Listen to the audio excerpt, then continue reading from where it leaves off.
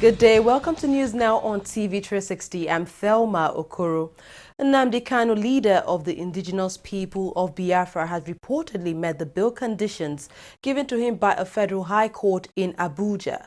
Kanu was granted bail on Tuesday earlier this week and asked to provide 3 sureties consisting of a 7th senator, a Jewish religious leader and a traditional leader from the southeastern part of the country.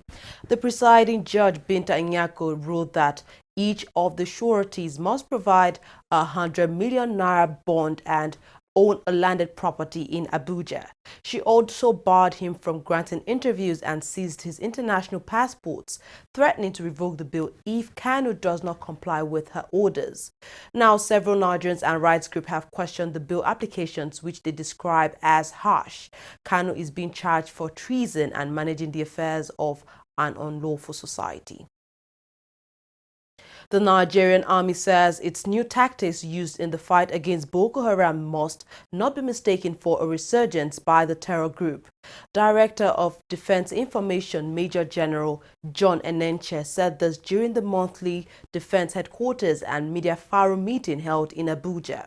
He was speaking in relation to widespread apprehensions that the Boko Haram terrorists in the northeastern part of the country have reorganized after the Nigerian military had announced their decimation. In the last few days, the sect has set up explosives in some communities in the northeast part of the country. There is what we call drawing enemy fire. Note it, drawing enemy fire. That is what is happening.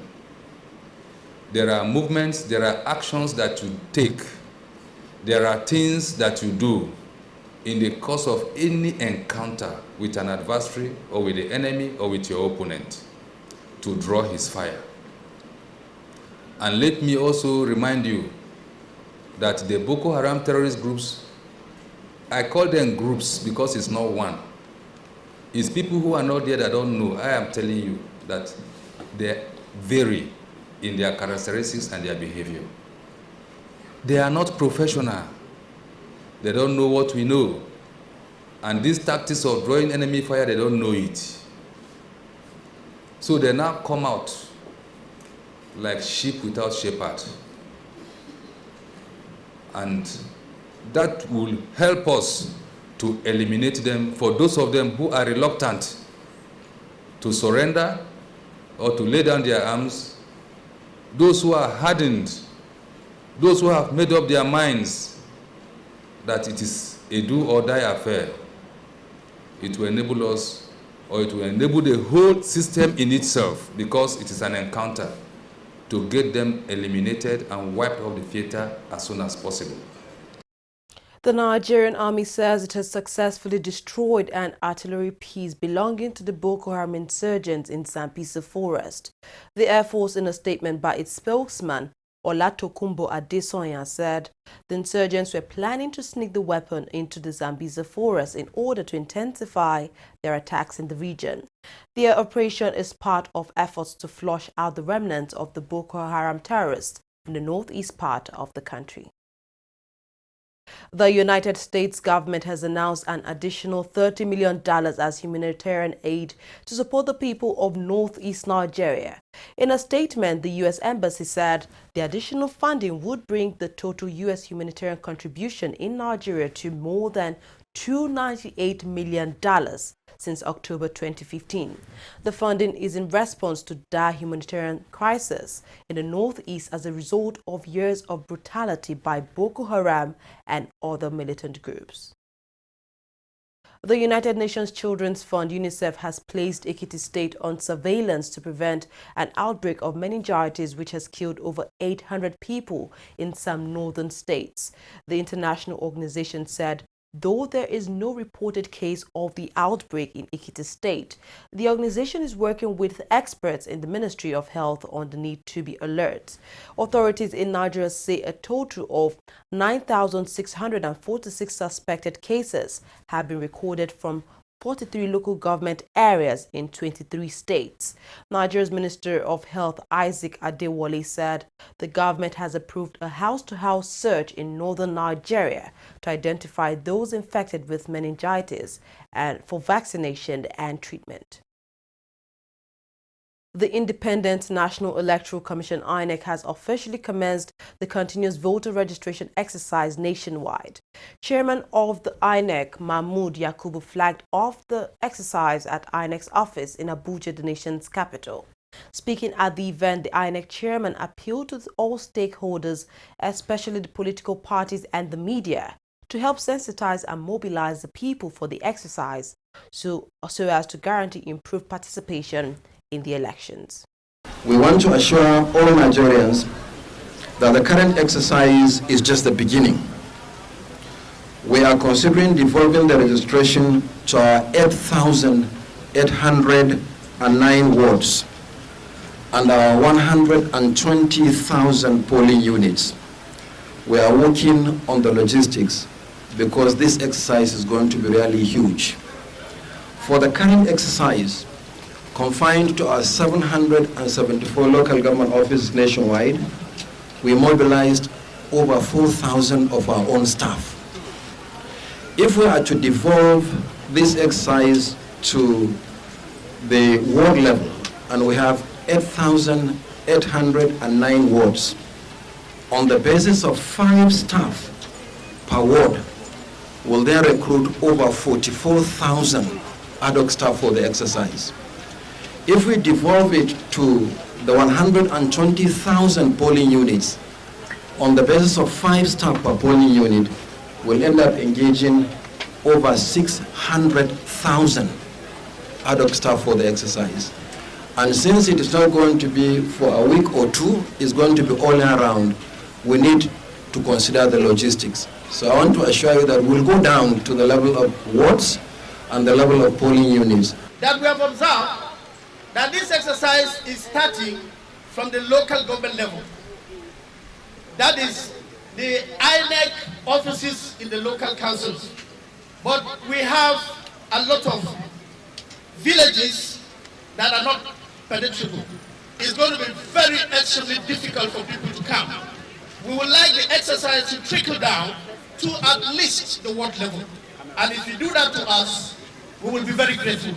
I want to crave the indulgence of Mr. Chairman to please do us this favor by trickling down the centers instead of the local government headquarters, take it to the ward headquarters.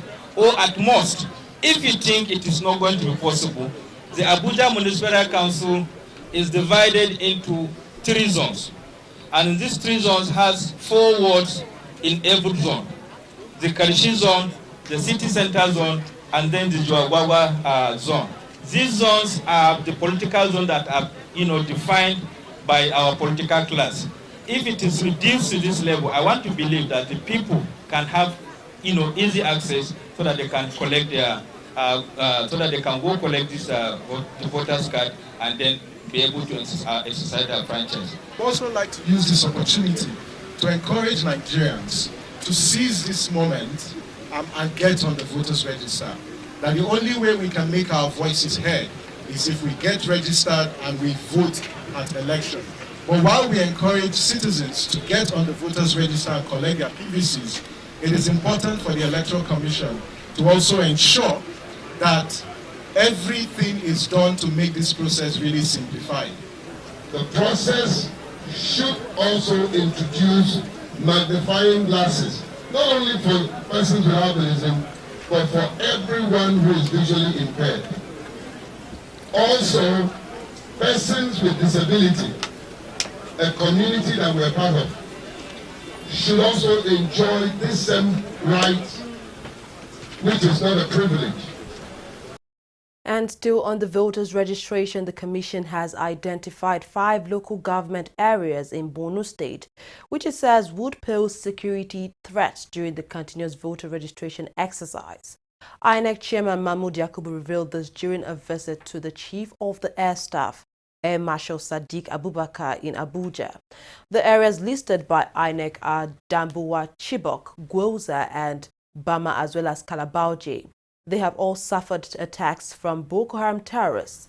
The electoral body is now calling on the Nigerian military to support them during the registration exercise in the region.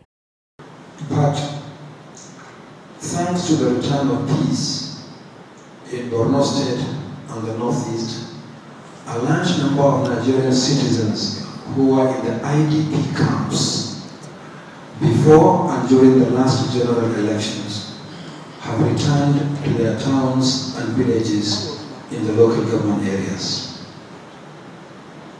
And our intention is that no Nigerian should be left out. Every Nigerian counts, and every Nigerian must be given the opportunity to register. But we are equally interested in the security of our personnel and material, particularly in the Northeast.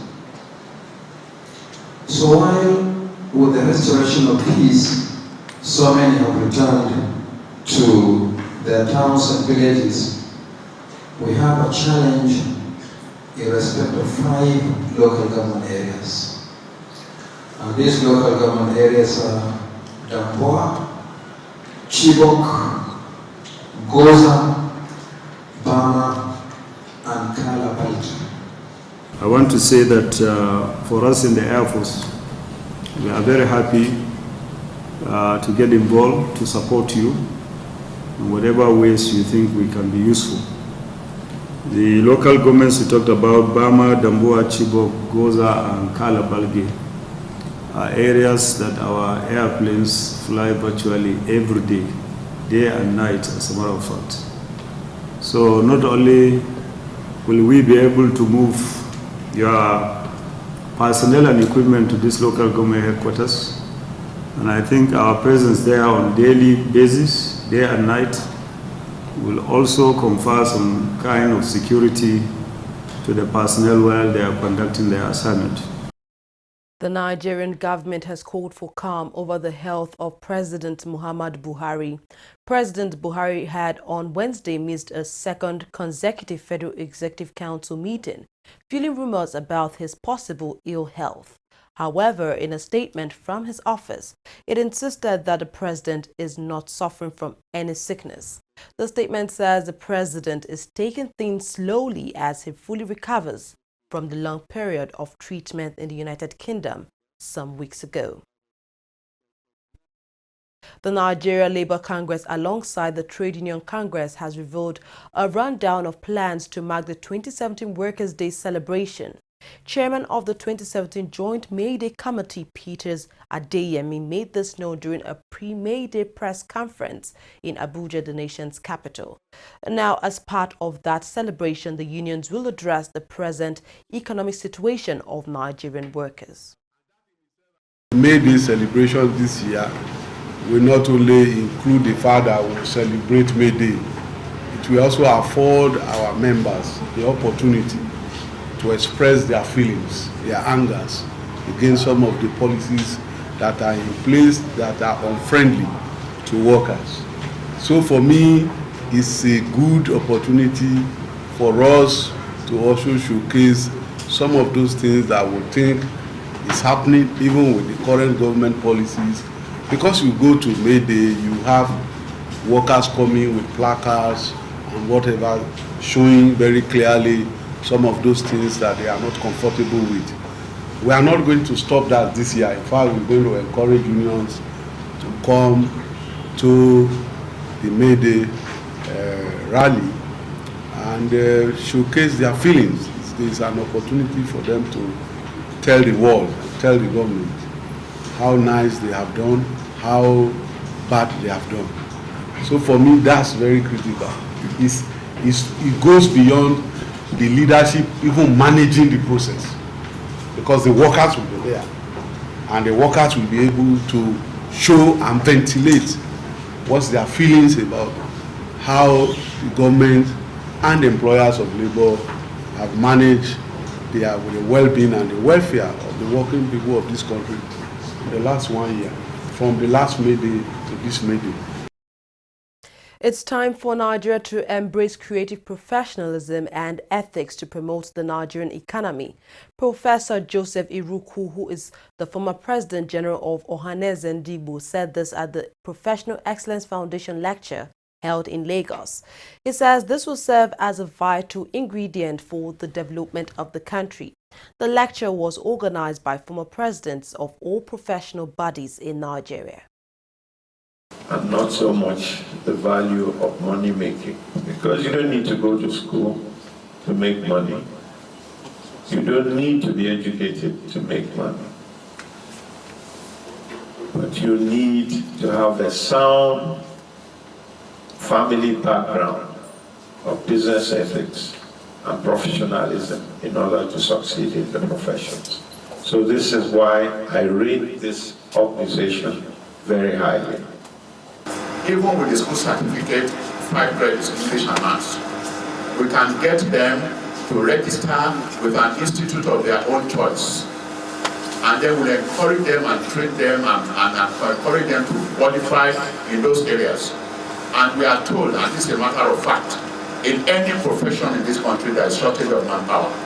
To do something for this country, it's still possible to do something for the younger generation, who are at the very best ignored and frustrated at this point in time. How to do it, the Lord will lead us.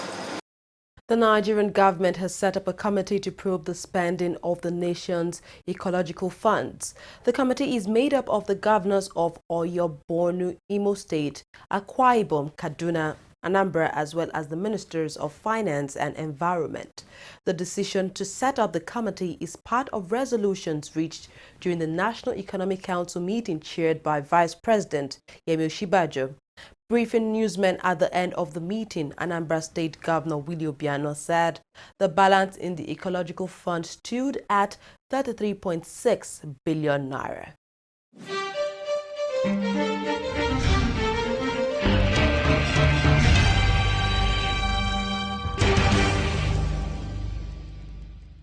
Corruption not in my country. Hello, Alahaji. Right now I'm in Abuja. No.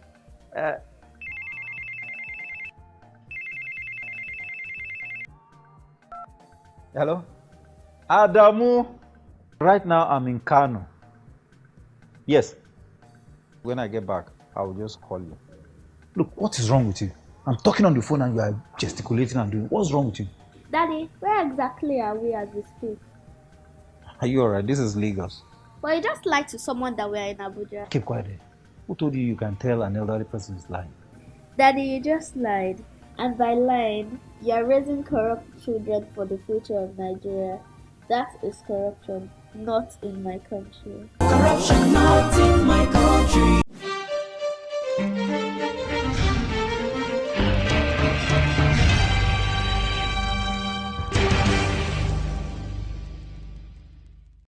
Welcome back. Up next, we have business news with Fidelia Aguncha. Thank you, Thelma. The Chartered Institute of Taxation, CITN, is canvassing for the total implementation of the newly reviewed national tax policy as a measure to drag more people to the Nigerian government tax net. CITN President Teju Shomorin, who made the call in Lagos while speaking at the third assessment of tax administration in Nigeria, says government need to make the procedure of tax payment simple and clear to attract more investment into the country. Our correspondent Abiola Ismail now reports. Constitution is a working tool for the smooth run of any organization, be it government or private body. This is why citizens' obligation in tax payment is spelled out in the Nigerian Constitution. But the Constitution is silent on how the government will spend the money. This was a concern of tax experts at this event. The Chartered Institute of Taxation, CITN, says Section 24F of the Constitution, which stipulates the role and obligations of citizens on payment of taxes, should be reviewed with the focus of capturing how the government intends tax revenue equitably. The fact that all revenues that are paid, that are collected, all revenue, federally collected revenue, the Constitution says they must go into the Federation account. But in the case of VAT, the VAT does not go into Federation account. There's a special account where VAT is paid into, which is called VAT pool account.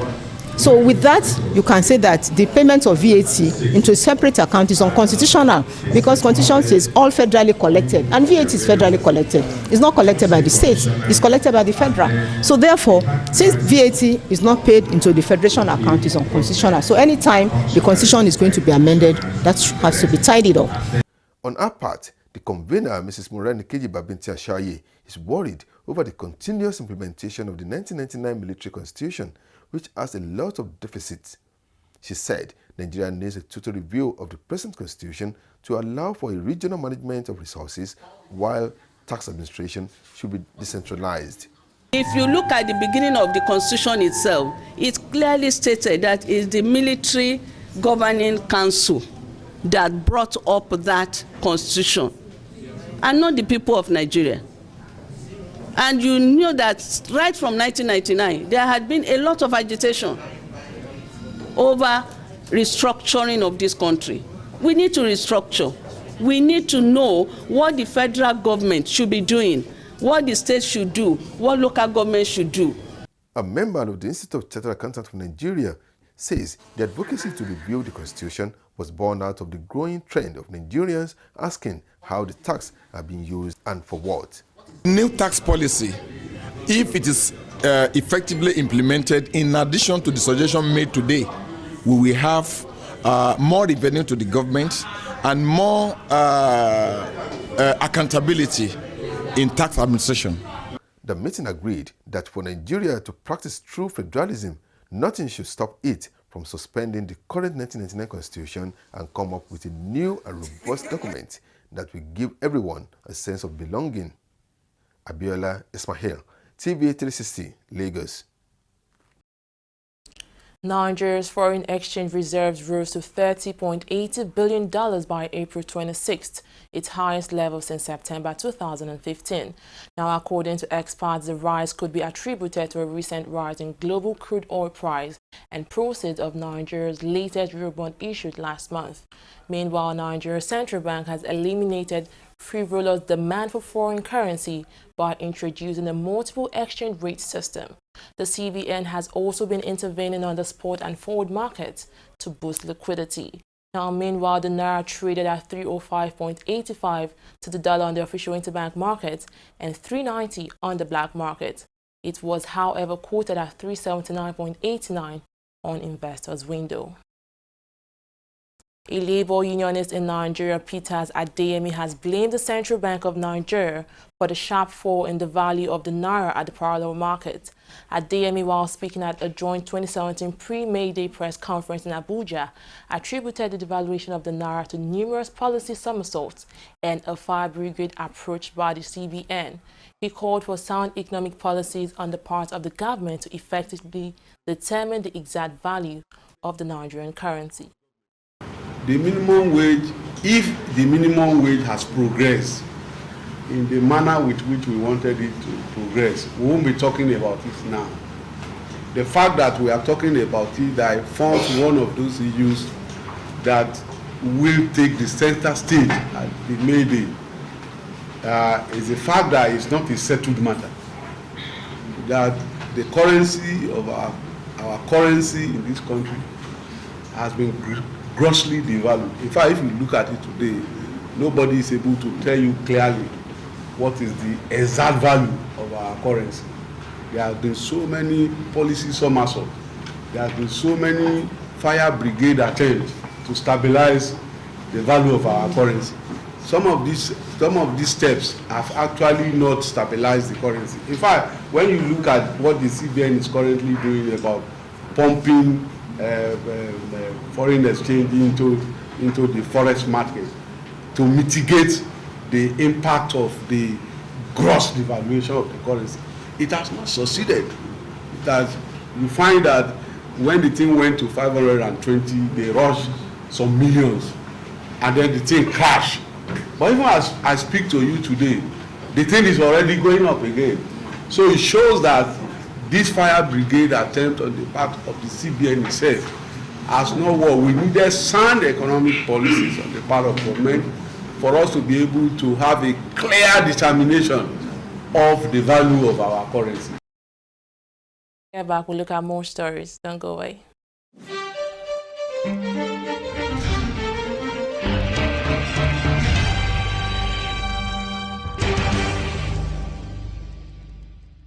Corruption not in my country. Hello? Yeah, I found your wallet in front of a supermarket. Meet me at Apple Junction. Yes, I'll be waiting for you. Now we find out. Two of us. Thank you very much, officer. You know, it's surprising that men like you still exist in the police force. Yes, so... Oh, yes. This is just a token of my appreciation. Oh, no, you don't need to do this. We are only doing our job. Thank you very much. God bless you. You're welcome. Now I know police is really my friend. Yes. Friend. Hey. Okay, which came up with this one? I don't understand. You know your problem. You are greedy. I'm a policeman who is doing his job. All forms of corruption in the force, not in my country. Corruption not in my country.